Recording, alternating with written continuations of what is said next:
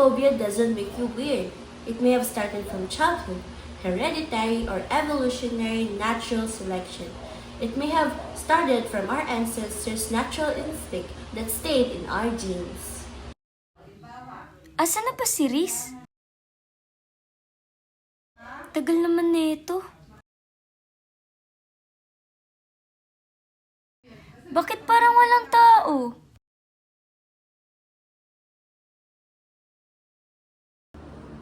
Ano ba yun?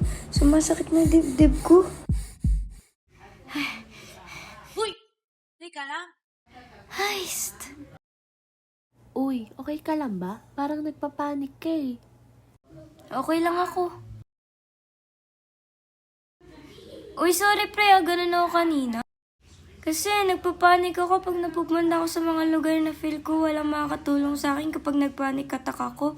Tulad ngayon, laki-laki ng lugar tas wala pa masyadong tao. Ganun ba, pre? Pansin ko nga yun sa'yo eh. May agoraphobia ka ba? Ano? Agoraphobic? Anong phobia? Phobia kasi? Ano ba yun? Sorry peace. Ay naku, di ka kasi nagbabasa. Well, base sa nabasa ko research, about 5 and 12% of the world's population ay nakakaramdam ng takot. Katulad ng takot nito. At alam niyo ba, ang agoraphobia at zoophobia ang pinaka-prevalent sa lahat ng phobia sa mundo. Eh ano yun te, forever na akong ganito, ano, tara? Ano ka ba? Siyempre may mga therapy like cognitive behavioral therapy. Alam ko yan. Yan ba yung pagiging positive thinker? Oo, tama. Tapos meron pa yung exposure therapy. Kasi gaya nga ng sabi nila, you need to face your fears. Heist!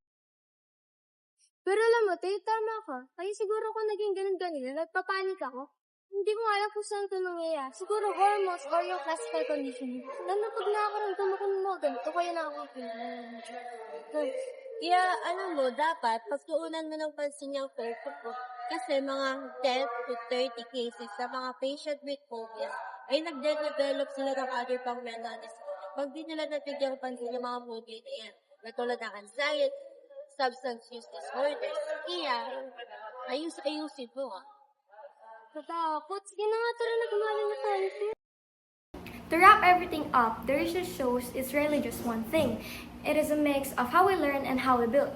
We might develop phobia through classical conditioning, like a bad experience, or vigorous learning by watching someone struggles. But there's also a deep biological side to it, including hormonal responses, genetics, and evolutionary survival instincts. And cognitive behavioral therapy is an incredible effective treatment.